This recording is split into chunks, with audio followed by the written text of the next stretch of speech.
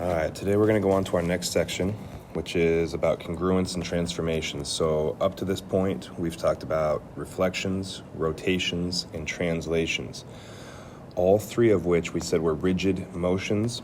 And rigid motions, again, said that we kept everything the same size. So when we translated, we just slid it to a new spot, didn't change the size of the object. Or if we reflected or rotated, we moved it to a new location and orientation, but we didn't actually change the size of the object. So the first thing we're going to talk about is just another way of thinking of congruence. So to this point, we think about congruence as anything that's the same. So same length, same area, same size, same shape and size, everything. So what does it mean for two figures to be congruent? Like we've talked about before, it means they have the same size and shape. So the big thing right here is that size and that shape are exactly the same. Now what that means for transformations, as far as congruence, if they're two congruent objects, it means we can translate, reflect, or rotate, or any combination of those. So maybe we have to do a translation and reflection, or maybe we do a rotation followed by a translation. But either way, we should be able to come up with some type of rigid motion transformation that takes me from one object to the other. So if our objects are in fact exactly the same size and shape, we can come up with some type of transformation or a combination that takes me from one to the other. And so when we think about congruent, we're talking about like these objects on the left here, where they're all the same size and shape. Now they might be different orientations, but they're all still exactly the same size and shape. Versus the figures on the right here that are not congruent. Now they're all three the same shape in terms of they're all three triangles, but that's not what we mean with the whole shape thing. Like when we're talking about shape, it means like all the angle measures are the same and all the side lengths are the same. So it's like everything has to be exactly identical about it. So it can't just be, I've got two triangles that have the same area, okay? Because they could be looking like two different things. So same size and same shape means everything about them is exactly the same. So just to kind of get a feel for this, just by looking at the different shapes in the figure here, which shapes would we say are congruent to the yellow triangle? So we're looking for any other object that appears to be the same size. Now again, it doesn't have to be facing the same way or oriented the same. All it has to do is be the same size. So we can probably eliminate some of the obvious ones, like number 3 is definitely not the same size, number 6 is not the same size, number 7 is not even the same type of shape because it's a different type of triangle altogether. Number 2, the two legs are a little bit too close together in size to be the same.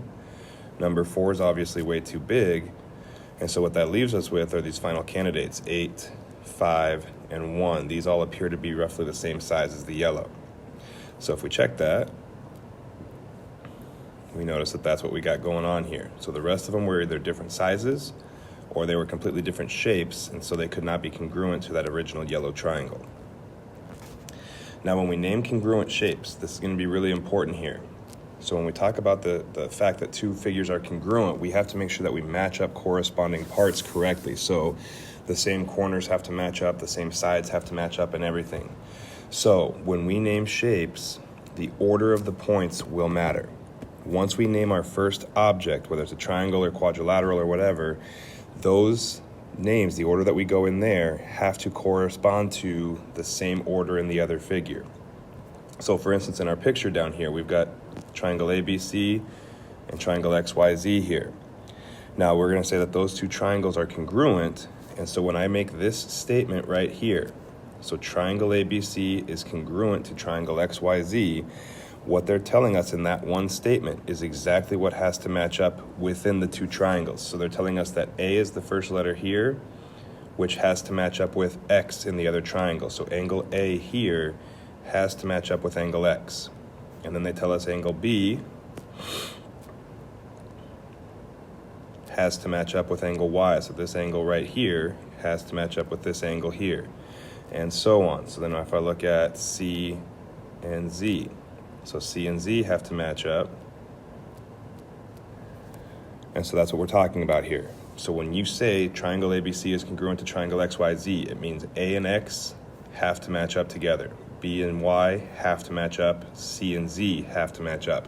So we have to make sure that those parts are congruent or are corresponding to each other within the figures. So the order of the name matters, and it doesn't matter how your triangle is oriented. So if I were to take triangle XYZ and maybe lay it down on its side, so now it looks more like this. So now we got X up here, Y down here, and Z over here. Well, when I look at that, as far as the two triangles, if I were to make this the same size, then they're still congruent. And A is still going to correspond to X, B is still going to correspond to Y, and C is still going to correspond to Z. So the orientation of the figure doesn't matter. We still have to match up the corresponding parts, and that's what this statement is going to tell us, which pieces have to go together. So when we want to identify congruent figures, okay, so if we want to identify the congruent figures here, what we would have to be able to do is figure out, okay, well, which figures go together. So I need to make a statement like triangle ABC is congruent to this triangle over here. And then they want a justification, which means what type of transformation can be applied. So how can I get from one figure to the other?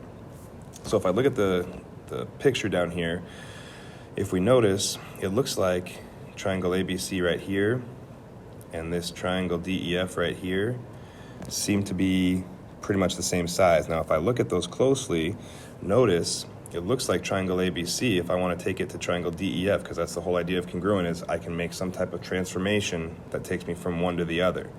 So it looks like all we did here was just rotate. So we rotated 90 degrees, so triangle ABC then goes up and becomes triangle DEF. So the way I would want to see this on your homework is you would say triangle ABC is congruent to triangle DEF. And again, make sure the points match up. When I go to rotate, angle A here is going to rotate up and become angle D. Angle B is going to rotate over and become angle E, and so on. So A has to match up with D, like I did here. B has to match up with E, like I did there, and C has to match up with F. So the order that you place your numbers in or letters in is definitely going to be something that's important. So make sure you are aware of that and get that set up correctly. Now, as far as justifying, so those two triangles are congruent, my justification is there's a rotation of 90 degrees. So you just have to be able to name what type of transformation took me from one to the other. Also, looking at the picture then, I can identify some other congruent figures. So for instance, this quadrilateral HIJG and this quadrilateral PQRN appear to be exactly the same shape. Now, as far as matching them up, all I need to do is figure out, well, what transformation can take me from one to the other. And so in this case, it looks like all we have to do is just slide HIJG down to become PQRN. And so when I go to name, with quadrilaterals, we don't need a special shape. All we need to do is list the letters in the name. So I'm going to call this top one HIJG is congruent to. Now when I go down here, I got to match up the corresponding parts. So H, if I'm just going to slide, H is going to become P. So I have to start with P. I is going to become Q. J is going to become R. And G is going to become N. So when you go to name your figures, make sure you match up corresponding parts correctly. Which pieces are going to go to the other. So now I've got those two figures are congruent. And in this case, now I need to give the rule. So how did I know that? Well, we're going to translate. So if I'm going to translate, I'm going to take X and Y, and here's where I got to figure out what's going on. So as far as right and left, I'm not going to move HIJG anywhere right or left. So I'm going to leave X alone. But Y is going to change because I have to shift everything down. So if I count how far down, G has to go all the way down to N. So I go 1, 2, 3, 4, 5, 6. So what that tells me is I have to take Y and subtract 6 because I want to go down. So I'm telling you those two figures are congruent, and then here's my justification. I've got this translation rule that takes one to the other. As far as our last figures there, they also appear to be congruent. So we've got these two triangles right here that appear to be the same. And so if I match them up, if I look at it closely, it looks like all we have is a reflection across that y-axis there. So I'm just taking this figure and reflecting it across to over here. So when I go to name this, for triangles, we have the little triangle symbol. And let me maybe call the first one MLK. And so if I name the first one MLK, when I look at the reflection, M would reflect over and become U. So I start with U. L, would reflect over and become T. So then I start with T. And then K would become S. So triangle MLK would be congruent to triangle UTS. Order matters with the letters. Now, as far as our justification again, well, we said we're going to reflect. And when we reflect, we're going to reflect on the y-axis because we went across the vertical axis right there. So then there's my justification. I can take one and reflect it onto the other. So that's something that we're going to ask you to do, is be able to identify how are these figures congruent, what's the transformation that takes you from one to the other. We're also going to have you perform congruence transformations. And so this is nothing more than just a combination of transformations that we talked about all last week. And so it's the same idea as what we did before. It's just now that we're calling it that congruence transformation. So right here I have a triangle ABC, and they're telling me that the image or the pre-image points are right here. So typically you would have to graph these on your own. I already have the image up for you. So A is at 2, 0, B is at 4, 0, and C is at 3, 3. Now what I'm looking at here is I want to translate. So here's step one. I want to translate that object, and then my second step is going to be to rotate that object 180 degrees. So the first thing I need to figure out is, okay, well, what does this translation tell me?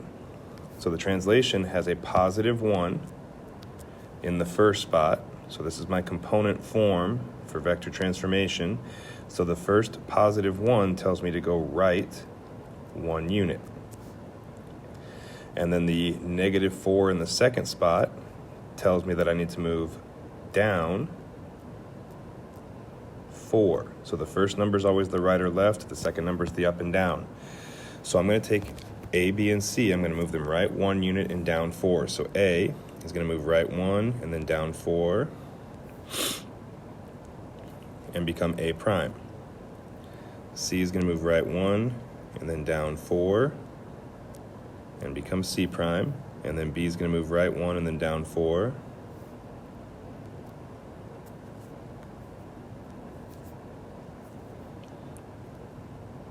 and become B prime.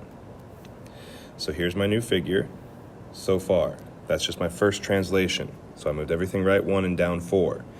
Now the next thing I'm going to do is I'm going to rotate 180 degrees. So I need to take A prime, B prime, and C prime and rotate 180 degrees. So at this point, what I need to be careful with, or what I need to do, is either take my fake picture and flip it upside down, record the new points, flip it back and plot them, or I can use my formula to determine where I'm going from there. So if I look at C prime is at positive 4, negative 1. So that means I'm going to take it to negative 4, positive 1. So C double prime is going to be right here. So negative 4, positive 1. A prime is currently at 3, negative 4. So if I want to move A prime, I'm going to change both the signs. So it's going to become negative 3, positive 4. So I go left 3 and up 4.